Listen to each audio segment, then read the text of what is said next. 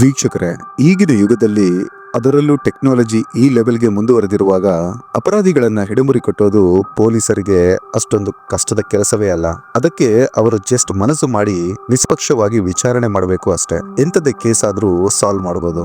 ಆದ್ರೆ ಅದೇ ಈಗಿನಿಂದ 73 ವರ್ಷಗಳ ಹಿಂದೆ ಕ್ರೈಮ್ ನಡೆದಾಗ ನಮ್ಮ ದೇಶದ ಪೊಲೀಸರು ಏನೇನು ಟೆಕ್ನಾಲಜಿಗಳನ್ನ ಯೂಸ್ ಮಾಡ್ತಿದ್ರು, ನಮ್ಮ ನ್ಯಾಯಾಂಗ ವ್ಯವಸ್ಥೆ ಹೇಗಿತ್ತು ಅನ್ನೋ ಕಂಪ್ಲೀಟ್ ಡೀಟೇಲ್ ನ ಈ 1952ರಲ್ಲಿ ನಡೆದ ಅಲವೆಂದರ್ ಮಡ್ರಾಸ್ ಕೇಸ್ ಮೂಲಕ ನಾವು ಇವತ್ತು ತಿಳ್ಕೊಳ್ಳೋಣ. ಬನ್ನಿ, ಹಾಗಿದ್ರೆ ತಡ ಮಾಡದೆ ಏನಿದು ಪ್ರಕರಣ ಅಂತ ಡೀಟೇಲ್ ಆಗಿ ಡಿಕೋಡ್ ಮಾಡೋಣ. ವೀಕ್ಷಕರೇ, welcome to your crime studio.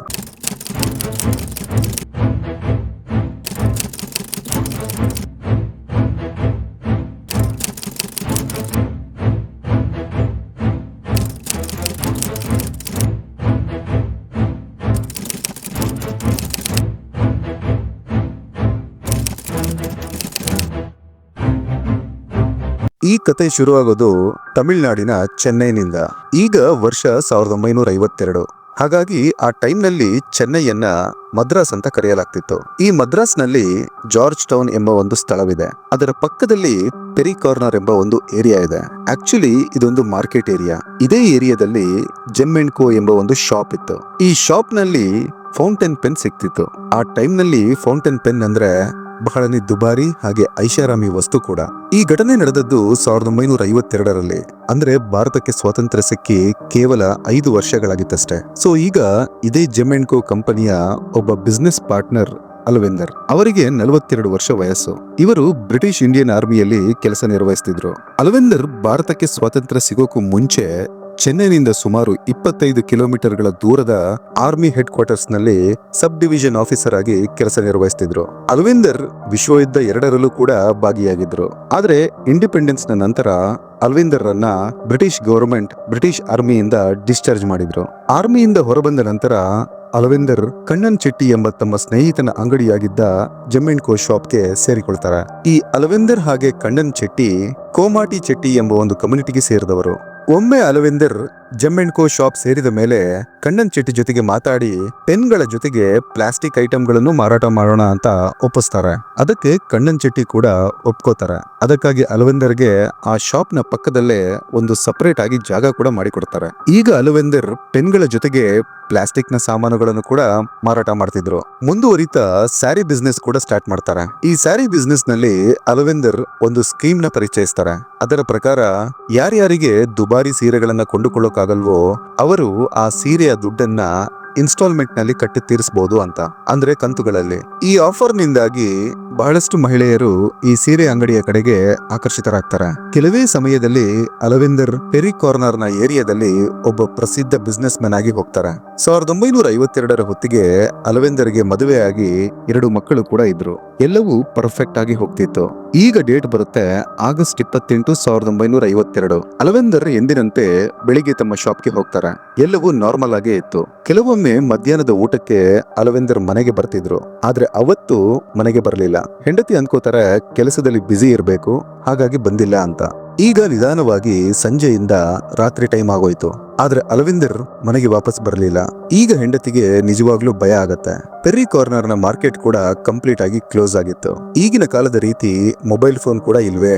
ಇಷ್ಟು ರಾತ್ರಿಲಿ ಎಲ್ಲಿಗೆ ಅಂತ ಹೋಗಿ ಹುಡುಕೋದು ಅಂತ ಅದೇ ಭಯದಲ್ಲಿ ರಾತ್ರಿ ಕಳೀತಾರೆ. ನಂತರ ನೆಕ್ಸ್ಟ್ ಡೇ ಬೆಳಿಗ್ಗೆ ಅಂದ್ರೆ ಆಗಸ್ಟ್ 29ಕ್ಕೆ ಅಲವೆಂದರ್ ರ ಪತ್ನಿ ಜೆಮ್ ಅಂಡ್ ಕೋ ಶಾಪ್ಗೆ ಹೋಗ್ತಾರೆ. ಅಲ್ಲಿ ತನ್ನ ಗಂಡನೊಂದಿಗೆ ಕೆಲಸ ಮಾಡೋ ಸಹೋದ್ಯೋಗಿಗಳ ಬಳಿ ಅಲವೆಂದರ್ ಎಲ್ಲಿ ಅಂತ ಕೇಳ್ತಾರೆ.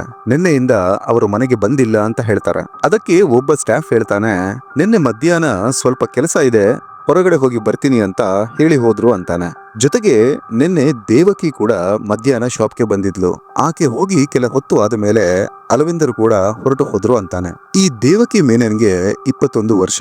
ಆಕೆ ಆ ಶಾಪ್ ನ ರೆಗ್ಯುಲರ್ ಕಸ್ಟಮರ್ ಆಗಿದ್ಲು. ಈವನ್ ಅಲವೆಂದರ್ ನ ಪತ್ನಿಗೂ ದೇವಕಿಯ ಪರಿಚಯವಿತ್ತು. ದೇವಕಿಯ ಗಂಡ ಕೆಲಸ ಮಾಡ್ತಿದ್ದ ನ್ಯೂಸ್ ಪೇಪರ್ ಕಂಪನಿಯಲ್ಲಿ ಅಲವೆಂದರ್ ರ ಜೆಮ್ ಅಂಡ್ ಕೋ ಶಾಪ್ ಬಗ್ಗೆ ಅಡ್ವರ್ಟೈಸ್ಮೆಂಟ್ ಕೂಡ ಮಾಡಿಸಿದ್ರು. ಅಲವೆಂದರ್ ರ ಪತ್ನಿಗೆ ದೇವಕಿಯ ಬಗ್ಗೆ ಗೊತ್ತಿದ್ದರಿಂದ ಈಗ ಆಕೆ ರಾಯಪುರಂನ ಬಳಿ ಇರೋ ಸಿಮೆಂಟರಿ ರೋಡ್ ನ ಹೌಸ್ ನಂಬರ್ 62ಗೆ ಹೋಗ್ತಾರೆ. ಈ ಅಡ್ರೆಸ್ ನಲ್ಲಿ ದೇವಕಿ ತನ್ನ ಪತಿಯ ಜೊತೆ ಬಾಡಿಗೆ ಮನೆ ಮಾಡ್ಕೊಂಡು ವಾಸವಿದ್ರು. ಅಲವೆಂದರ್ ನ ಪತ್ನಿ ಡೋರ್ ನಾಕ್ ಮಾಡ್ತಾರೆ. ಆಗ ದೇವಕಿಯ ಗಂಡ ಪ್ರಭಾಕರ್ ಮೇನನ್ ಡೋರ್ ಓಪನ್ ಮಾಡ್ತಾರೆ. ನಂತರ ಅಲ್ವೇಂದರ್ನ ಪತ್ನಿ ಪ್ರಭಾಕರ್ನ ಬಳಿ ಅಲ್ವೇಂದರ್ ಏನಾದ್ರೂ ನಿನ್ನೆ ಇಲ್ಲಿಗೆ ಬಂದಿದ್ರಾ ಅಂತ ಕೇಳ್ತಾರೆ. ಅದಕ್ಕೆ ಪ್ರಭಾಕರ್ ಹೇಳ್ತಾರೆ, ಇಲ್ಲ, ಅವರು ಬಂದಿಲ್ಲ.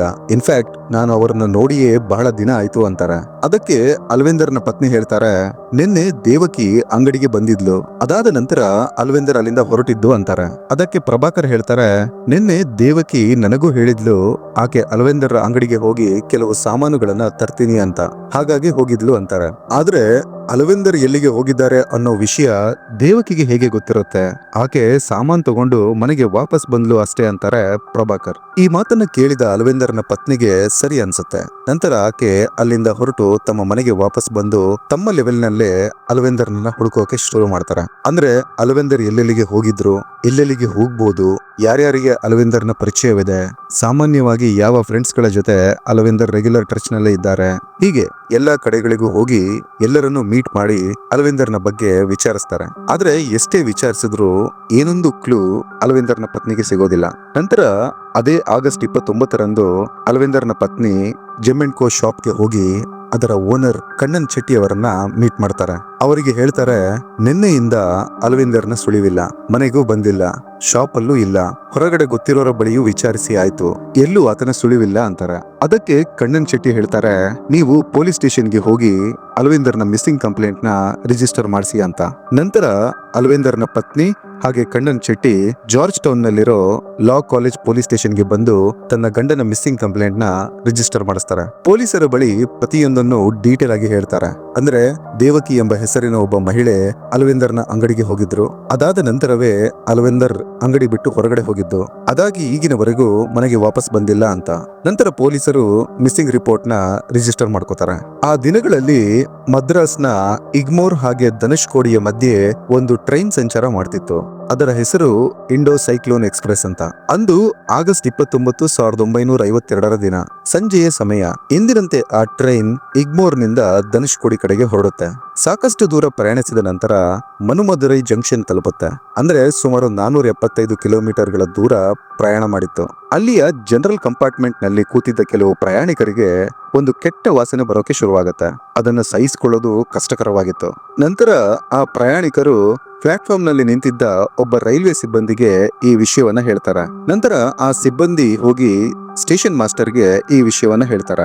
ಈಗ ಸ್ಟೇಷನ್ ಮಾಸ್ಟರ್ ಆ ಟ್ರೈನ್ ನ ಬೋಗಿಯ ಒಳಗಡೆ ಹೋಗ್ತಾರೆ. ಅಲ್ಲಿ ನಿಜವಾಗ್ಲೂ ತಡೆದುಕೊಳ್ಳೋಕೆ ಆಗದೆ ಇರುವಷ್ಟು ಕೆಟ್ಟ ವಾಸನೆ ಬರ್ತಿತ್ತು. ಬೋಗಿ ಎಲ್ಲ ಕ್ಲೀನ್ ಆಗಿ ಸರ್ಚ್ ಮಾಡುವಾಗ ಒಂದು ಸೀಟ್ ನ ಕೆಳಗಡೆ ಒಂದು ದೊಡ್ಡ ಟ್ರಂಕ್ ಇರೋದನ್ನ ನೋಡ್ತಾರೆ. ಅದರಿಂದಲೇ ಆ ವಾಸನೆ ಬರ್ತಿತ್ತು.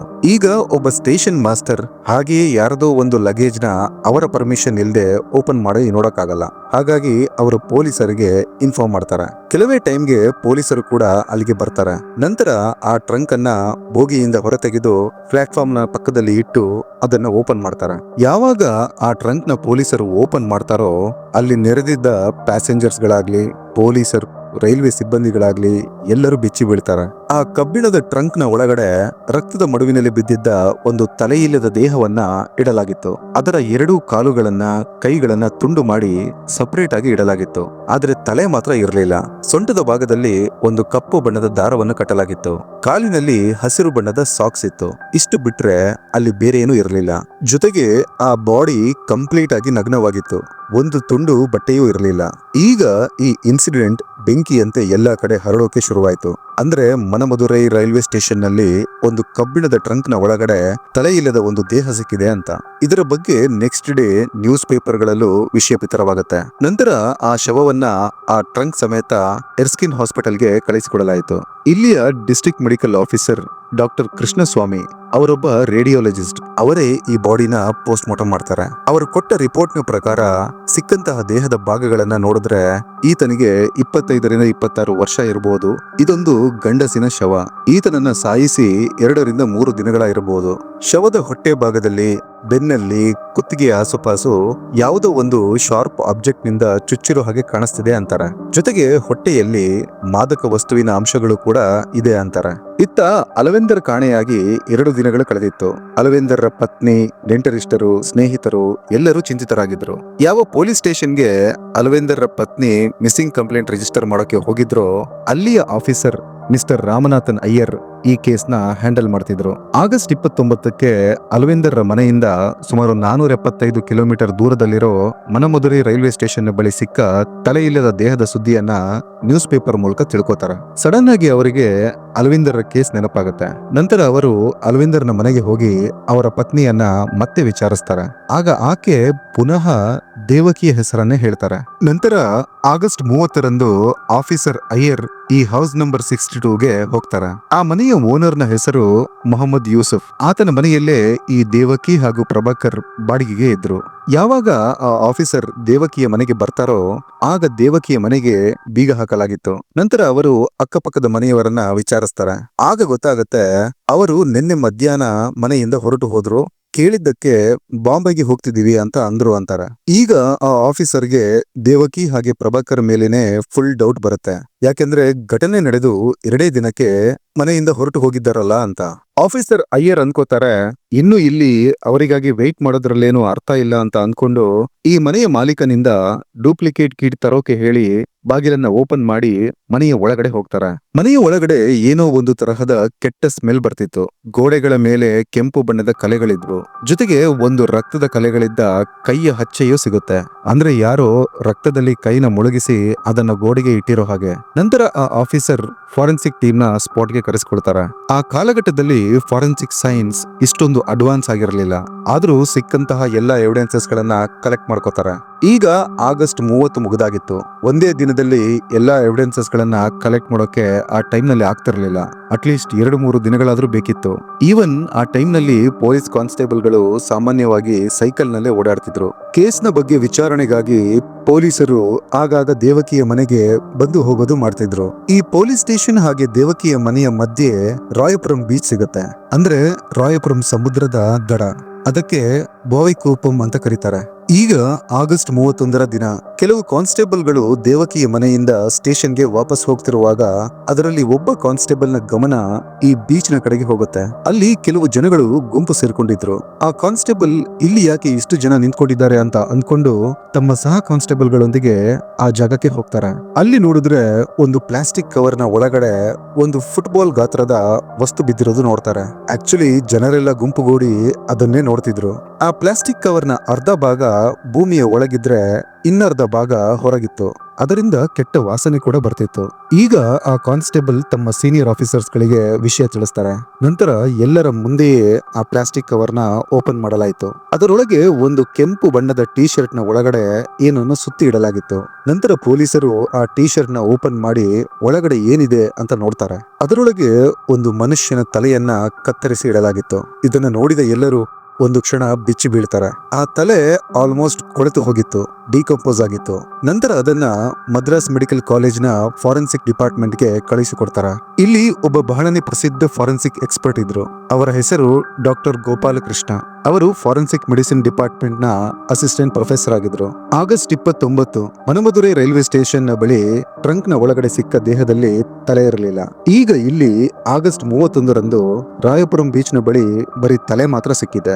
ಈಗ ಇದ್ದ ಪ್ರಶ್ನೆ, ಇವೆರಡು ಒಂದೇ ಮನುಷ್ಯನ ದೇಹದ ಭಾಗಗಳು ಅಥವಾ ಇಲ್ಲವೋ ಅನ್ನೋದಾಗಿತ್ತು.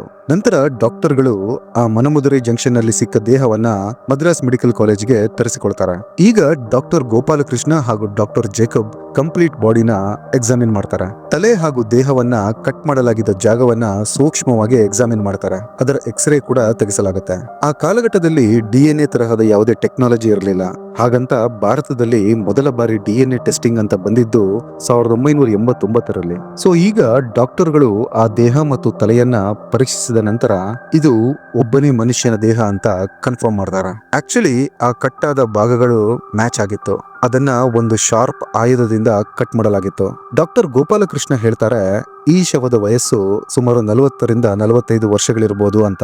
ಆದ್ರೆ ಡಾಕ್ಟರ್ ಕೃಷ್ಣಸ್ವಾಮಿ ಮನಮಧುರೈನಲ್ಲಿ ಪರೀಕ್ಷಿಸಿ ಹೇಳಿದ್ರು ಆ ಶವಕ್ಕೆ 25 ವರ್ಷಗಳಿರ್ಬೋದು ಅಂತ. ಆಕ್ಚುಲಿ ಡಾಕ್ಟರ್ ಕೃಷ್ಣಸ್ವಾಮಿ ಅವರ ಅಂದಾಜು ತಪ್ಪಾಗಿತ್ತು. ಮದ್ರಾಸ್ ಮೆಡಿಕಲ್ ಕಾಲೇಜ್ನ ಡಾಕ್ಟರ್ಗಳು ಬೆನ್ನ ಮೂಳೆಯ ಕೆಳಗಡೆ ಕೆಲವು ಚೇಂಜಸ್ ಗಳನ್ನ ಗಮನಿಸಿದ್ರು. ಅದು ಯಾವುದೇ 25 ವರ್ಷದ ಯುವಕನ ದೇಹದಲ್ಲಿ ಇರೋಕೆ ಸಾಧ್ಯವಿಲ್ಲ. ಒಂದು ಕಡೆ ಅಲ್ವಿಂದರ್ ಕಾಣೆಯಾಗಿದ್ದಾರೆ, ಮತ್ತೊಂದು ಕಡೆ ಒಂದು ಅನಾಥ ಶವ ಸಿಕ್ಕಿದೆ. ಈಗ ಈ ಶವ ಅಲ್ವಿಂದರ್ದೇ ಇರ್ಬೋದೋ ಇಲ್ವೋ ಅನ್ನೋ ಡೌಟ್ ಕಾಡೋಕೆ ಶುರುವಾಗುತ್ತೆ. ಪೊಲೀಸರು ಮನಸ್ಸು ಮಾಡಿದ್ರೆ ಅಲ್ವಿಂದರ್ನ ಪತ್ನಿಯನ್ನ ಕರೆಸಿ ಗುರುತು ಪತ್ತೆ ಹಚ್ಚೋಕೆ ಹೇಳ್ಬೋದಾಗಿತ್ತು. ಆದ್ರೆ ಅದಕ್ಕೆ ಡಾಕ್ಟರ್ಗಳು ಬೇಡ ಅಂತಾರೆ. ಮೊದಲು ನಾವುಗಳು ಕನ್ಫರ್ಮ್ ಮಾಡ್ಕೊಳ್ಳೋಣ, ಏನಾದ್ರೂ ಇದು ಅಲ್ವಿಂದರ್ ಅಲ್ಲ ಅಂತ ಗೊತ್ತಾದ್ರೆ ಆ ಮಹಿಳೆಗೆ ಈ ಬಾಡಿನ ನೋಡಿ ಶಾಕ್ ಆಗ್ಬೋದು ಅಂತ ಪೊಲೀಸರು ಕೂಡ ಅವಾಯ್ಡ್ ಮಾಡ್ತಾರೆ. ನಂತರ ಪೊಲೀಸರು ಅಲ್ವಿಂದರ್ನ ಬ್ಯಾಕ್ ಗ್ರೌಂಡ್ ಚೆಕ್ ಮಾಡೋಕೆ ಸ್ಟಾರ್ಟ್ ಮಾಡ್ತಾರೆ. ಅದರಲ್ಲಿ ಗೊತ್ತಾಗತ್ತೆ ಇವರು ಬ್ರಿಟಿಷ್ ಇಂಡಿಯನ್ ಆರ್ಮಿಯಲ್ಲಿ ಕೆಲಸ ನಿರ್ವಹಿಸ್ತಿದ್ರು ಅಂತ. ಹಾಗಿದ್ರೆ ಅಲ್ವಿಂದರ್ನ ಕಂಪ್ಲೀಟ್ ಡೀಟೇಲ್ಸ್ ಅಂದ್ರೆ ಫಿಂಗರ್ ಪ್ರಿಂಟ್ಸ್, ಬ್ಲಡ್ ಗ್ರೂಪ್ ಎಲ್ಲವೂ ಅಲ್ಲಿ ಸ್ಟೋರ್ ಆಗಿರುತ್ತೆ. ಅದನ್ನು ಉಪಯೋಗಿಸಿ ನಾವು ಶವದ ಗುರುತು ಪತ್ತೆ ಹಚ್ಚಬಹುದು ಅಂತ ಡಾಕ್ಟರ್ಗಳು ಪೊಲೀಸರಿಗೆ ಹೇಳ್ತಾರೆ. ಈಗ ಪೊಲೀಸರು ಬ್ರಿಟಿಷ್ ಇಂಡಿಯನ್ ಆರ್ಮಿಯಿಂದ ಅಲ್ವಿಂದರ್ನ ಫಿಂಗರ್ ಪ್ರಿಂಟ್ಸ್ ಹಾಗೆ ಬ್ಲಡ್ ಗ್ರೂಪ್ ನ ತೆಗೆಸ್ತಾರೆ. ಇದಾದ ನಂತರ ಎಕ್ಸ್ಪರ್ಟ್ ಗಳು ಬ್ರಿಟಿಷ್ ಆರ್ಮಿಯಿಂದ ಸಿಕ್ಕ ಫಿಂಗರ್ ಪ್ರಿಂಟ್ ಗಳನ್ನ ಇಲ್ಲಿ ಸಿಕ್ಕ ಅನಾಥ ಶವದ ಫಿಂಗರ್ ಪ್ರಿಂಟ್ ಜೊತೆಗೆ ಮ್ಯಾಚ್ ಮಾಡಿ ನೋಡ್ತಾರೆ. ಅದು ಕಂಪ್ಲೀಟ್ ಆಗಿ ಮ್ಯಾಚ್ ಆಗತ್ತೆ. ಈವನ್ ಬ್ಲಡ್ ಗ್ರೂಪ್ ಕೂಡ ಸೇಮ್ ಇರುತ್ತೆ. ಶವವನ್ನ ನೋಡಿ ಅಂತೂ ಇವ್ರ್ಯಾರು ಅಂತ ಯಾರಿಂದಲೂ ಗುರುತು ಹಿಡಿಯಲಾಗ್ತಿರ್ಲಿಲ್ಲ. ಆದ್ರೆ ಟೆಕ್ನಿಕಲ್ ಇನ್ವೆಸ್ಟಿಗೇಷನ್ ಮೂಲಕ ಈ ಶವ ಯಾರದೆಂದು ಗೊತ್ತಾಗಿತ್ತು. ಇದು ಅಲ್ವಿಂದರ್ನ ಶವವೇ ಅಂತ. ಈಗ ಪೊಲೀಸರು ಅಲ್ವಿಂದರ್ನ ಪತ್ನಿಯನ್ನ ಕರೆಸ್ತಾರೆ. ಆಕೆ ಬಲಭಾಗದ ಕಿವಿಯಲ್ಲಿ ಇರೋ 2 ಹೋಲ್ಗಳು, ಹುಬ್ಬಿದ ಹಲ್ಲುಗಳು, ಸೊಂಟದಲ್ಲಿದ್ದ ಕಪ್ಪು ದಾರದಿಂದ, ಪ್ರೈವೇಟ್ ಪಾರ್ಟ್ ನಿಂದ, ಜೊತೆಗೆ ಆ ಹಸಿರು ಬಣ್ಣದ ಸಾಕ್ಸ್ ನಿಂದ ಆಕೆ ಇದು ಅಲ್ವಿಂದರ್ ಅಂತ ಕನ್ಫರ್ಮ್ ಮಾಡ್ತಾರೆ. ಈಗ ಇಲ್ಲಿ ಒಂದು ಕೊಲೆಯಾಗಿದೆ. ಇದನ್ನ ಯಾರು ಮಾಡಿರ್ಬೋದು? ಪೊಲೀಸರ ಮುಂದೆ ಈ ಕೇಸ್ ಸ್ಟಾರ್ಟಿಂಗ್ ನಿಂದಲೂ 2 ಸಸ್ಪೆಕ್ಟ್ ಗಳಿದ್ರು, ದೇವಕಿ ಮೆನನ್ ಹಾಗೆ ಆಕೆಯ ಗಂಡ ಪ್ರಭಾಕರ್ ಮೆನನ್. ಆದ್ರೆ ಇವರಿಬ್ಬರು ಮನೆಗೆ ಬೀಗ ಹಾಕೊಂಡು ಬಾಂಬೆಗೆ ಹೋಗಿದ್ರು. ನಂತರ ಪೊಲೀಸರು ಇವರಿಬ್ಬರ ಬಗ್ಗೆ ತಿಳ್ಕೊಳಕ್ಕೆ ಅವರ ನೆಂಟರಿಷ್ಟರ ಬಳಿ ಹೋಗ್ತಾರೆ. ಅಂದ್ರೆ ಮದ್ರಾಸ್ನಲ್ಲೇ ಪುದುಮನೆ ಕುಪ್ಪಂ ಎಂಬಲ್ಲಿ ದೇವಕಿಯ ಪೇರೆಂಟ್ಸ್ ಗಳು ವಾಸವಿದ್ರು. ಪೊಲೀಸರು ಅಲ್ಲಿಗೆ ಹೋಗಿ ವಿಚಾರಿಸಿದಾಗ ಅವರು ಹೇಳ್ತಾರೆ ದೇವಕಿ ಹಾಗೂ ಪ್ರಭಾಕರ್ ಮೈಸೂರು ಮೂಲಕ ಬಾಂಬೆಗೆ ಹೋದ್ರು ಅಂತ. ಈಗ ಆಫೀಸರ್ ಅಯ್ಯರ್ ರಾಯಪುರಂನಿಂದ ಬೆಂಗಳೂರಿಗೆ ಬಂದು ಅಲ್ಲಿಂದ ಫ್ಲೈಟ್ ತಗೊಂಡು ಬಾಂಬೆಗೆ ತಲುಪ್ತಾರೆ. ಅಲ್ಲಿ ಬಾಂಬೆ ಪೊಲೀಸರ ಹೆಲ್ಪ್ ತಗೊಂಡು ಮೆನನ್ ದಂಪತಿಗಳನ್ನ ಹುಡುಕೋಕೆ ಸ್ಟಾರ್ಟ್ ಮಾಡ್ತಾರೆ. ದೇವಕಿಯ ತಂದೆ ತಾಯಿಯಿಂದ ಬಾಂಬೆಯಲ್ಲಿ ವಾಸವಿರೋ ಅವರ ಒಬ್ಬ ರಿಲೇಟಿವ್ ಬಗ್ಗೆ ಪೊಲೀಸರಿಗೆ ಗೊತ್ತಿತ್ತು. ಅವರ ಹೆಸರು ಸುಬೇದಾರ್ ಮೇಜರ್ ನಾಯರ್. ಮೋಸ್ಟ್ಲಿ ಮೆನನ್ ದಂಪತಿಗಳು ಇವರ ಮನೆಯಲ್ಲೇ ಉಳ್ಕೊಂಡಿರಬಹುದು ಅಂತ ಅಂದ್ಕೊಂಡು ಪೊಲೀಸರು ಅವರ ಮನೆಗೆ ಹೋಗ್ತಾರೆ. ಪ್ರಭಾಕರ್ ಮೆನನ್ ಅನ್ನ ಸೆಪ್ಟೆಂಬರ್ 12, 1952ರಂದು ಅರೆಸ್ಟ್ ಮಾಡ್ತಾರೆ. ಈತ ಇಲ್ಲೇ BACCಯಲ್ಲಿ ಕೆಲಸ ಮಾಡ್ತಿದ್ದ. ಈತ ತನ್ನ ಮೀಸೆ, ಗಡ್ಡ, ತಲೆ ಕೂದಲು ಎಲ್ಲವನ್ನು ಕ್ಲೀನ್ ಆಗಿ ಶೇವ್ ಮಾಡ್ಕೊಂಡಿದ್ದ. ದೇವಕಿ ಮೆನನ್ ರೀಸೆಂಟ್ ಆಗಿ ಅಬಾರ್ಷನ್ ಮಾಡಿಸಿದ್ಲು. ಆಕೆಯ ಆರೋಗ್ಯ ಸರಿ ಇರಲಿಲ್ಲ. ಹಾಗಾಗಿ ಆಕೆ ಹಾಸ್ಪಿಟಲ್ ನಲ್ಲಿ ಅಡ್ಮಿಟ್ ಆಗಿದ್ಲು. ಆಕೆಯ ರಿಕವರಿಯ ನಂತರ ಸೆಪ್ಟೆಂಬರ್ 22, 1952ರಂದು ಆಕೆಯನ್ನು ಕೂಡ ಅರೆಸ್ಟ್ ಮಾಡ್ತಾರೆ. ನಂತರ ಪೊಲೀಸರು ಬಾಂಬೆ ಹೈಕೋರ್ಟ್ ನಿಂದ ಪರ್ಮಿಷನ್ ತಗೊಂಡು ಮದ್ರಾಸ್ಗೆ ಇವರಿಬ್ಬರನ್ನ ಕರ್ಕೊಂಡು ಬರ್ತಾರೆ. ಈ ಪ್ರಭಾಕರ್ ಮೆನನ್ ಹಾಗೂ ದೇವಕಿ ಮೆನನ್ ಸೇರ್ಕೊಂಡು ಅಲ್ವಿಂದರ್ನ ಕೊಲೆ ಮಾಡಿದ್ರು. ಈಗ ಇಬ್ರು ಈ ಕೊಲೆನ ಯಾಕೆ ಹಾಗೆ ಹೇಗೆ ಮಾಡಿದ್ರು ಅನ್ನೋ ಕಂಪ್ಲೀಟ್ ಸ್ಟೋರಿನ ಹೇಳ್ತಾರೆ. ಪೊಲೀಸರಿಗೂ ಕೂಡ ಅಲ್ವಿಂದರ್ನ ಬಗ್ಗೆ ಕೆಲವು ರಹಸ್ಯ ಮಾಹಿತಿಗಳು ಗೊತ್ತಿತ್ತು. ಈ ವ್ಯಕ್ತಿಯೊಬ್ಬ ಕಾಮುಕನಾಗಿದ್ದ, ಜೊತೆಗೆ ಮಾದಕ ವಸ್ತುಗಳನ್ನ ಸೇವಿಸ್ತಿದ್ದ, ಬೇರೆ ಹೆಣ್ಣು ಮಕ್ಕಳನ್ನ ಕೆಟ್ಟ ದೃಷ್ಟಿಯಿಂದ ಕಾಣ್ತಿದ್ದ. ಪ್ಲಾಸ್ಟಿಕ್ ನ ಸಾಮಾನುಗಳನ್ನ ಸೇಲ್ ಮಾಡೋಕೆ ಶುರು ಮಾಡಿದಾಗ ಆ ಶಾಪ್ಗೆ ಹೆಂಗಸರು ಬರೋದು ಬಹಳನೇ ಜಾಸ್ತಿ ಆಗಿತ್ತು. ಅದೇ ಉದ್ದೇಶಕ್ಕೆ ಅದರ ಹಿಂದೆಯೇ ಸ್ಯಾರಿ ಬಿಸ್ನೆಸ್ ಕೂಡ ಸ್ಟಾರ್ಟ್ ಮಾಡ್ತಾನೆ, ಇನ್ನೂ ಹೆಚ್ಚು ಹೆಣ್ಣು ಮಕ್ಕಳು ಶಾಪ್ಗೆ ಬರಲಿ ಅಂತ. ಅಲ್ವಿಂದರ್ಗೆ ಅವರನ್ನ ಹೇಗಾದ್ರೂ ತನ್ನ ಬಲೆಗೆ ಬೀಳಿಸ್ಕೋಬೇಕು ಅನ್ನೋ ಇರಾದೆ ಇತ್ತು. ಅದಕ್ಕಾಗಿ ಒಂದು ಪ್ಲಾನ್ ಮಾಡ್ತಾನೆ, ಅದೇ ಸ್ಯಾರಿ ಸ್ಕೀಮ್. ಅದರಲ್ಲಿ ದುಬಾರಿ ಸೀರೆಗಳನ್ನ ಇನ್ಸ್ಟಾಲ್ಮೆಂಟ್ ನಲ್ಲಿ ಹಣ ಕೊಟ್ಟು ಖರೀದಿಸಬಹುದು ಅನ್ನೋ ಸ್ಕೀಮ್. ಅಲ್ವಿಂದರ್ಗೆ ಗೊತ್ತಿತ್ತು ಬಡ ಹೆಣ್ಣು ಮಕ್ಕಳಿಂದ ಇನ್ಸ್ಟಾಲ್ಮೆಂಟ್ ನ ಸರಿಯಾಗಿ ಕಟ್ಟೋಕ್ಕಾಗಲ್ಲ ಅಂತ. ಅಂತಹ ಹೆಂಗಸರ ಮುಂದೆ ಅಲ್ವಿಂದರ್ 2 ಆಪ್ಷನ್ ಗಳನ್ನ ಇಡ್ತಿದ್ದ. ಒಂದು, ಕಂಪ್ಲೀಟ್ ದುಡ್ಡು ಕಟ್ಟಬೇಕು, ಇಲ್ಲ ಅಂದ್ರೆ ನನ್ನ ಪತ್ನಿ ಅಂತ ಇರಬೇಕು ಅಂತ. ಆ ಟೈಮ್ ನಲ್ಲಿ ಬಹುಪಾಲು ಮಹಿಳೆಯರು 2ನೇ ಆಪ್ಷನ್ನೇ ಚೂಸ್ ಮಾಡ್ತಿದ್ರು. ಯಾಕೆಂದ್ರೆ ವಾಪಸ್ ಕೊಡಕ್ಕೆ ಹಣ ಇರ್ತಾ ಇರ್ಲಿಲ್ಲ. ಇದರಿಂದ ಅಲ್ವಿಂದರ್ನ ಧೈರ್ಯ ಇನ್ನಷ್ಟು ಏರ್ತಾನೆ ಹೋಯ್ತು. ಆದ್ರೆ ಯಾರು ಆತನನ್ನ ಏನೂ ಮಾಡೋಕ್ಕೂ ಆಗ್ತಿರ್ಲಿಲ್ಲ. ನಂತರ ಆಗಸ್ಟ್ 1951ರಲ್ಲಿ ಒಂದು ದಿನ ದೇವಕಿ ಮೆನನ್ ಫೌಂಟೇನ್ ಪೆನ್ ಖರೀದಿಸಲು ಈ ಜಮ್ ಅಂಡ್ ಕೋ ಶಾಪ್ಗೆ ಬರ್ತಾಳೆ. ಯಾವ ಶಾಪ್ ನಲ್ಲಿ ಅಲ್ವಿಂದರ್ ಇದ್ನೋ ಆ ಶಾಪ್ಗೆ. ಆಗ ದೇವಕಿಗೆ ಕೇವಲ 20 ವರ್ಷ ವಯಸ್ಸು. ಆಕೆ ತನ್ನ ತಂದೆ ತಾಯಿಯೊಂದಿಗೆ ಕೇರಳದಿಂದ ಮದ್ರಾಸ್ಗೆ ವಿದ್ಯಾಭ್ಯಾಸಕ್ಕಾಗಿ ಬಂದಿರ್ತಾಳೆ. ಒಂದೇ ತಿಂಗಳಲ್ಲಿ ದೇವಕಿ ಹಾಗೂ ಅಲ್ವಿಂದರ್ ಪ್ರೀತಿಸೋಕೆ ಶುರು ಮಾಡ್ತಾರೆ. ಆ ಟೈಮ್ ನಲ್ಲಿ ಮದ್ರಾಸ್ನ ಬ್ರಾಡ್ವೇ ನಲ್ಲಿ ದ ಕ್ರೌನ್ ಎಂಬ ಹೋಟೆಲ್ ಇತ್ತು. ಇಲ್ಲೇ ಅವರಿಬ್ಬರು ಆಗಾಗ ಮೀಟ್ ಮಾಡ್ತಿದ್ರು. ನಿಧಾನವಾಗಿ ದೇವಕಿಗೆ ಈತನಿಗೆ ಮದುವೆ ಆಗಿ 2 ಮಕ್ಕಳು ಕೂಡ ಇದ್ದಾರೆ ಅನ್ನೋ ವಿಷಯ ತಿಳಿದ ನಂತರ ದೇವಕಿ ಅಲ್ವಿಂದರ್ ನಿಂದ ದೂರ ಹೋಗ್ತಾಳೆ. ಆದ್ರೆ ಈ ವಿಷಯ ಅಲ್ವಿಂದರ್ಗೆ ಇಷ್ಟ ಆಗ್ಲಿಲ್ಲ. ಇಲ್ಲಿಂದ ಮುಂದೆ ಆಕೆಗೆ ತೊಂದರೆ ಕೊಡೋಕೆ ಶುರು ಮಾಡ್ತಾನೆ. ಆದ್ರೆ ಸಮಯ ಕಳೀತಾ ದೇವಕಿ ಅಲ್ವೇಂದರ್ನಿಂದ ಬಹಳನೇ ದೂರ ಹೊರಟು ಹೋಗ್ತಾಳೆ. ಮುಂದೆ ದೇವಕಿಯ ತಂದೆ ತಾಯಿ ತಮ್ಮ ಮಗಳ ಮದುವೆನ ಪ್ರಭಾಕರ್ ಮೀನನೊಂದಿಗೆ ಮಾಡ್ತಾರೆ. ಈ ಮದುವೆ ಜೂನ್ 1952ರಲ್ಲಿ ನಡೆದಿತ್ತು. ಪ್ರಭಾಕರ್ ಕೂಡ ಮೂಲತಃ ಕೇರಳದ ವಾಸಿ, ಆದ್ರೆ ಮದ್ರಾಸ್ನಲ್ಲಿ ಪ್ರೀಮಿಯರ್ ಇನ್ಶೂರೆನ್ಸ್ ಕಂಪನಿಯಲ್ಲಿ ಒಬ್ಬ ಕ್ಲರ್ಕ್ ಆಗಿ ಕೆಲಸ ನಿರ್ವಹಿಸುತ್ತಿದ್ದ. ಮದುವೆಯ ನಂತರ ದೇವಕಿ ಹಾಗೂ ಪ್ರಭಾಕರ್ ರಾಯಪುರಂನ ಸಿಮೆಂಟರಿ ರೋಡ್ ನ ಬಳಿ ಒಂದು ಬಾಡಿಗೆ ಮನೆ ಮಾಡಿಕೊಂಡು ವಾಸವಾಗ್ತಾರೆ. ಮುಂದೆ ಪ್ರಭಾಕರ್ ಈ ಇನ್ಶೂರೆನ್ಸ್ ಕಂಪನಿಯ ಕೆಲಸ ಬಿಟ್ಟು ಫ್ರೀಡಮ್ ಎಂಬ ನ್ಯೂಸ್ ಪೇಪರ್ ಕಂಪನಿಯಲ್ಲಿ ಎಡಿಟರ್ ಆಗಿ ಕೆಲಸ ನಿರ್ವಹಿಸೋಕೆ ಶುರು ಮಾಡ್ತಾನೆ. ಹೀಗೆ ಒಂದು ದಿನ ಪ್ರಭಾಕರ್ ಬಹಳನೇ ಚಿಂತೆ ಮಾಡಿಕೊಂಡು ಮನೆಯಲ್ಲಿ ಕೂತಿರುವಾಗ ದೇವಕಿ ಏನಾಯ್ತು ಅಂತ ಕೇಳ್ತಾಳೆ. ಆಗ ಪ್ರಭಾಕರ್ ಹೇಳ್ತಾನೆ, ನಮ್ಮ ನ್ಯೂಸ್ ಪೇಪರ್ಗೆ ಒಬ್ಬ ಅಡ್ವರ್ಟೈಸರ್ ನ ಅವಶ್ಯಕತೆ ಇದೆ, ಅದರಿಂದ ಸ್ವಲ್ಪ ಹಣ ಬರುತ್ತೆ ಅಂತಾನೆ. ಆಗ ದೇವಕಿಗೆ ಮತ್ತೆ ಈ ಅಲ್ವೇಂದರ್ನ ನೆನಪಾಗತ್ತೆ. ನಂತರ ಗಂಡ ಹೆಂಡತಿ ಇಬ್ರು ಅಲ್ವೇಂದರ್ನ ಜೆಮ್ ಅಂಡ್ ಕೋ ಶಾಪ್ಗೆ ಹೋಗ್ತಾರೆ. ಆಗ ಅಲ್ಲಿ ಅಲ್ವೇಂದರ್ಗೆ ಗೊತ್ತಾಗತ್ತೆ ದೇವಕಿಗೆ ಮದುವೆ ಆಗಿದೆ ಅಂತ. ಪ್ರಭಾಕರ್ಗೆ ಕಂಗ್ರಾಚುಲೇಟ್ ಮಾಡಿ ದೇವಕಿಯ ಬಳಿ ಬಹಳನೇ ಕ್ಲೋಸ್ ಆಗಿ ಮಾತಾಡೋಕೆ ಪ್ರಯತ್ನ ಪಡ್ತಾನೆ. ಇದನ್ನ ನೋಡಿದ ಗಂಡ ಪ್ರಭಾಕರ್ಗೆ ಬಹಳನೇ ವಿಚಿತ್ರ ಅನ್ಸುತ್ತೆ. ಆದ್ರೆ ಕೊನೆಗೂ ಅಲ್ವೇಂದರ್ ಅಡ್ವರ್ಟೈಸ್ಮೆಂಟ್ ನ ಕೊಡ್ತಾನೆ. ಇದಾದ ನಂತರ ಮತ್ತೆ ಅಲ್ವೇಂದರ್ ದೇವಕಿಯ ಮೇಲೆ ಒತ್ತಡ ಹಾಕೋಕೆ ಶುರು ಮಾಡ್ತಾನೆ, ನಾವು ಮತ್ತೆ ಮುಂಚೆಯಂತೆ ಇರ್ಬೋದು ಅಂತ. ಆದ್ರೆ ದೇವಕಿ ಅದಕ್ಕೆ ಒಪ್ಕೊಳ್ಳೋದಿಲ್ಲ. ಇದೇ ಟೈಮ್ ನಲ್ಲಿ ಪ್ರಭಾಕರ್ ಕೂಡ ದೇವಕಿನ ಅಲ್ವೇಂದರ್ ಬಗ್ಗೆ ಕೇಳ್ತಾನೆ, ನಿಮ್ಮಿಬ್ಬರ ನಡುವೆ ಏನಾದ್ರೂ ನಡೆದಿದ್ಯಾ ಅಥವಾ ಈಗ ನಡೀತಿದ್ಯಾ ಅಂತ. ಅದಕ್ಕೆ ದೇವಕಿ ಆತರ ಏನೂ ಇಲ್ಲ ಅಂತ ಎಲ್ಲವನ್ನು ಅಲ್ಲಗಿಳಿತಾಳೆ. ನಂತರ ಆಗಸ್ಟ್ 26, 1952ರಂದು ಅಲ್ವೇಂದರ್ ಈ ಅಡ್ವರ್ಟೈಸ್ಮೆಂಟ್ ವಿಷಯವಾಗಿ ದೇವಕಿನ ಶಾಪ್ಗೆ ಕರೀತಾನೆ. ನಂತರ ಆಕೆನ ಒಂದು ಹೋಟೆಲ್ಗೆ ಕರ್ಕೊಂಡು ಹೋಗ್ತಾನೆ. ಆದ್ರೆ ದೇವಕಿಗೆ ಆತನ ಕೆಟ್ಟ ಬುದ್ಧಿ ಗೊತ್ತಿದ್ದರಿಂದ ಅಲ್ಲಿಂದ ತಪ್ಪಿಸಿಕೊಂಡು ಹೇಗೋ ಓಡಿ ಹೋಗ್ತಾಳೆ. ಆ ದಿನ ದೇವಕಿಗೆ ಮನೆ ತಲುಪೋಕೆ ಬಹಳನೇ ರಾತ್ರಿ ಆಗಿತ್ತು. ಪ್ರಭಾಕರ್ ಯಾವಾಗ ಲೇಟ್ ಆಗಿ ಮನೆಗೆ ಬಂದಿದ್ದಕ್ಕೆ ಕಾರಣ ಕೇಳ್ತಾನೋ ಆಗ ದೇವಕಿ ಸುತ್ತಿ ಬಳಸಿ ಏನೋ ಉತ್ತರ ಕೊಟ್ಟು ಗಂಡನನ್ನ ಮ್ಯಾನೇಜ್ ಮಾಡ್ತಾಳೆ. ಆಕ್ಚುಲಿ ದೇವಕಿ ಮನೆಯಲ್ಲಿ ಟ್ಯೂಷನ್ ಕೂಡ ಹೇಳಿಕೊಡ್ತಿದ್ಲು. ಇದಾಗಿ ಅದರ ನೆಕ್ಸ್ಟ್ ಡೇ ಅಂದ್ರೆ ಆಗಸ್ಟ್ 27ರಂದು ಗಂಡ ಹೆಂಡತಿ ಇಬ್ಬರು ಪಿಕ್ಚರ್ ನೋಡಕ್ಕೆ ಮಿನರ್ವಾ ಟ್ಯಾಕಿಸ್ಗೆ ಹೋಗ್ತಾರೆ. ಅಲ್ಲಿಯೇ ದೇವಕಿ ತನ್ನ ಹಾಗೂ ಅಲ್ವೇಂದರ್ನ ರಹಸ್ಯವನ್ನ ಡೀಟೇಲ್ ಆಗಿ ಗಂಡ ಪ್ರಭಾಕರ್ಗೆ ಹೇಳ್ತಾಳೆ. ಜೊತೆಗೆ ಅಲ್ವೇಂದರ್ ಈಗ್ಲೂ ಕೂಡ ತೊಂದರೆ ಕೊಡ್ತಿದ್ದಾನೆ ಅಂತ ಹೇಳ್ತಾಳೆ. ಆಗ ಪ್ರಭಾಕರ್ ಹೇಳ್ತಾನೆ, ನಿನ್ನ ಗಂಡ ನಿನ್ನ ಜೊತೆಗಿದ್ದಾನೆ, ಹೆದರಿಕೊಳ್ಳುವ ಅವಶ್ಯಕತೆ ಇಲ್ಲ ಅಂತ. ಮನೆಗೆ ವಾಪಸ್ ಬಂದ ಪ್ರಭಾಕರ್ ಪ್ಲಾನಿಂಗ್ ಸ್ಟಾರ್ಟ್ ಮಾಡ್ತಾನೆ. ಮಾರ್ಕೆಟ್ಗೆ ಹೋಗಿ 2 ಮಲಬಾರ್ ಕತ್ತಿಗಳನ್ನ ತಗೊಂಡು ಬರ್ತಾನೆ. ಎಲ್ಲವನ್ನು ಸೆಟ್ ಮಾಡ್ತಾನೆ. ಆಗಸ್ಟ್ 28ಕ್ಕೆ ದೇವಕಿ ಅಲ್ವೇಂದರ್ನ ಅಂಗಡಿಗೆ ಹೋಗ್ತಾಳೆ. ಹೋಗಿ ಹೇಳ್ತಾಳೆ, ಇವತ್ತು ಮನೆಯಲ್ಲಿ ಯಾರೂ ಇಲ್ಲ, ನೀನು ಮನೆಗೆ ಬಂದ್ಬಿಡು ಅಂತ. ಇದನ್ನ ಕೇಳಿದ ಅಲ್ವೇಂದರ್ಗೆ ಬಹಳನೇ ಖುಷಿ ಆಗತ್ತೆ. ನಂತರ ಸಾಕಷ್ಟು ಪ್ರಮಾಣದಲ್ಲಿ ಆ ಮಾದಕ ವಸ್ತುಗಳನ್ನ ತಿಂತಾನೆ. ದೇವಕಿ ಮನೆಗೆ ತಲುಪಿದ 15 ನಿಮಿಷಗಳ ನಂತರ ಅಲ್ವೇಂದರ್ ಕೂಡ ಮನೆಗೆ ಬರ್ತಾನೆ. ಆಗ ಪ್ರಭಾಕರ್ ಕಿಚನ್ ನಲ್ಲಿದ್ದ. ದೇವಕಿ ಅಲ್ವೇಂದರ್ಗೆ ಕಾಫಿ ಬೇಕಾ ಅಂತ ಕೇಳ್ತಾಳೆ. ಅದಕ್ಕೆ ಅಲ್ವೇಂದರ್ ಹೌದು ಬೇಕು ಅಂತಾನೆ. ಆ ಕಾಫಿಯಲ್ಲಿ ನಿದ್ರೆ ಮಾತ್ರೆಯನ್ನ ಹಾಕಲಾಗಿತ್ತು. ಕಾಫಿ ಕುಡಿದ ನಂತರ ಅಲ್ವೇಂದರ್ ದೇವಕಿಯನ್ನ ಕೆಟ್ಟದಾಗಿ ಮುಟ್ಟೋಕೆ ಸ್ಟಾರ್ಟ್ ಮಾಡ್ತಾನೆ. ಅದೇ ಸಮಯದಲ್ಲಿ ಪ್ರಭಾಕರ್ ಹಿಂದಿನಿಂದ ಬಂದು ಆ ಚಾಕುವಿನಿಂದ ಅಲ್ವೇಂದರ್ಗೆ ಎಲ್ಲೆಂದರಲ್ಲಿ ಚುಚ್ಚೋಕೆ ಸ್ಟಾರ್ಟ್ ಮಾಡ್ತಾನೆ. ನಂತರ ತಲೆಯನ್ನ ದೇಹದಿಂದ ಬೇರೆ ಮಾಡಿ ಹಾಕ್ತಾನೆ. ಇದಾದ ನಂತರ ಗಂಡ ಹೆಂಡತಿ ಇಬ್ರು ಸೇರ್ಕೊಂಡು ಕೈಕಾಲುಗಳನ್ನ ಸಪರೇಟ್ ಮಾಡ್ತಾರೆ. ತಲೆಯನ್ನ ಅಲ್ವೇಂದರ್ ಹಾಕೊಂಡಿದ್ದ ಕೆಂಪು ಬಣ್ಣದ ಟಿ ಶರ್ಟ್ ನಲ್ಲಿ ಕವರ್ ಮಾಡಿ ನಂತರ ಅದನ್ನ ಪ್ಲಾಸ್ಟಿಕ್ ಬ್ಯಾಗ್ಗೆ ಹಾಕಿ ಇಡ್ತಾರೆ. ಅಲ್ವೇಂದರ್ ಮಧ್ಯಾಹ್ನ 12:30 ಹೊತ್ತಿಗೆ ಮನೆಗೆ ಬಂದಿದ್ದ. ಸಂಜೆ 4 ಹೊತ್ತಿಗೆ ಪ್ರಭಾಕರ್ ಆ ಪ್ಲಾಸ್ಟಿಕ್ ಬ್ಯಾಗ್ ತಗೊಂಡು ಮನೆಯಿಂದ ಹೊರಡ್ತಾನೆ. ಒಂದು ಮೋಟಾರ್ ರಿಕ್ಷಾ ತಗೊಂಡು ರಾಯಪುರಂನ ಬೀಚ್ ನ ಹತ್ತಿರ ಹೋಗಿ ಅಲ್ಲೇ ಪಕ್ಕದಲ್ಲಿ ಅದನ್ನ ಹೂತು ಹಾಕಿ ಬರ್ತಾನೆ. ಅಲ್ವೇಂದರ್ನ ಪ್ಯಾಂಟ್ ಅನ್ನ, ಅಂಡರ್ವೇರ್ ಎಲ್ಲವನ್ನೂ ಪ್ರಭಾಕರ್ ತಗೊಂಡು ಹೋಗಿ ದೂರದಲ್ಲಿ ಎಸಿತಾನೆ. ಇದಾದ ನಂತರ ಮನೆಗೆ ವಾಪಸ್ ಬಂದು ತಲೆಯಿಲ್ಲದ ದೇಹದ ಉಳಿದ ಭಾಗಗಳನ್ನ ಆ ಟ್ರಂಕ್ಗೆ ತುಂಬುತ್ತಾರೆ. ನಂತರ ಸಂಜೆ 6ರಿಂದ 7 ಗಂಟೆಯ ಸಮಯದಲ್ಲಿ ತನ್ನ ಸೈಕಲ್ ಮೂಲಕ ಆ ಟ್ರಂಕ್ ತಗೊಂಡು ಇಗ್ಮೋರ್ ರೈಲ್ವೆ ಸ್ಟೇಷನ್ಗೆ ಬರ್ತಾನೆ. ಅಲ್ಲಿ ಒಬ್ಬ ಕೂಲಿ ಪ್ರಭಾಕರ್ನ ಟ್ರಂಕ್ ನೋಡಿ ಹತ್ತಿರ ಬಂದು ಹೆಲ್ಪ್ಗಾಗಿ ಕೇಳ್ತಾನೆ. ಮೊದಲಿಗೆ ಪ್ರಭಾಕರ್ ಬೇಡ ಅಂತಾನೆ ಹೇಳ್ತಾನೆ. ಆದ್ರೆ ಅದರ ಭಾರ ನೋಡಿ ಕೂಲಿಯ ಸಹಾಯದಿಂದ ಅದನ್ನ ಟ್ರೈನ್ ನ ಒಳಗಡೆ ತರ್ತಾನೆ. ನಂತರ ಅದನ್ನ ಜನರಲ್ ಕಂಪಾರ್ಟ್ಮೆಂಟ್ ನ ಒಂದು ಸೀಟ್ ನ ಕೆಳಗಡೆ ಇಡಿಸ್ತಾನೆ. ಆ ಕೂಲಿಗೆ 5 ರೂಪಾಯಿ ಕೊಟ್ಟು ಕಳಿಸ್ತಾನೆ. ಸ್ವಲ್ಪ ಹೊತ್ತು ಬೋಗಿಗಳಿಗೆ ಇದ್ದು ಇನ್ನೇನು ಟ್ರೈನ್ ಹೊರಡಬೇಕು ಅನ್ನೋವಾಗ ಕೆಳಗೆ ಇಳಿತಾನೆ. ಅಂದ್ರೆ ಯಾರನ್ನು ಡ್ರಾಪ್ ಮಾಡೋಕೆ ಬಂದಿದ್ದ ರೀತಿ ಟಾಟಾ ಮಾಡಿ ಕೆಳಗೆ ಇಳಿತಾನೆ.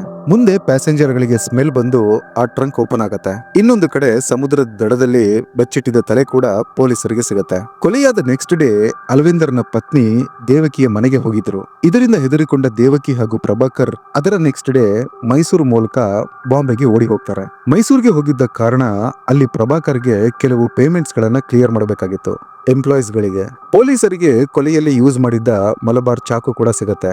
ಒಂದು ಪಾರ್ಕ್ ನಲ್ಲಿ ದೇವಕಿ ತನ್ನ ಸ್ಯಾರಿನ ಎಸೆದಿದ್ಲು. ಯಾವ ಸ್ಯಾರಿಯನ್ನ ಆಕೆ ಕೊಲೆ ಮಾಡುವ ಟೈಮ್ ನಲ್ಲಿ ಹಾಕೊಂಡಿದ್ಲೋ ಅದರಲ್ಲಿ ಬಹಳಷ್ಟು ರಕ್ತದ ಕಲೆಗಳಿದ್ವು. ಅದನ್ನ ಕೂಡ ಪೊಲೀಸರು ರಿಕವರ್ ಮಾಡ್ಕೋತಾರೆ. ನಂತರ ಎಕ್ಸ್ಪರ್ಟ್ ಗಳು ಆ ಸ್ಯಾರಿಯಲ್ಲಿ ಸಿಕ್ಕ ಬ್ಲಡ್ ನ ಅಲವಿಂದರ್ ನ ಬ್ಲಡ್ ಜೊತೆಗೆ ಮ್ಯಾಚ್ ಮಾಡಿ ನೋಡ್ತಾರೆ. ಅದು ಕಂಪ್ಲೀಟ್ಲಿ ಮ್ಯಾಚ್ ಆಗತ್ತೆ. ಗೋಡೆ ಮೇಲೆ ಸಿಕ್ಕ ಕೈಯಚ್ಚು ಕೂಡ ಪ್ರಭಾಕರ್ನ ಕೈನದು ಅಂತ ಗೊತ್ತಾಗತ್ತೆ. ಎಲ್ಲೆಲ್ಲಿ ಜನಗಳು ಆ ದಿನ ಇವರಿಬ್ಬರನ್ನ ನೋಡಿದ್ರೋ ಅವರೆಲ್ಲರನ್ನ ವಿಟ್ನೆಸ್ ಆಗಿ ಮಾಡಲಾಯಿತು.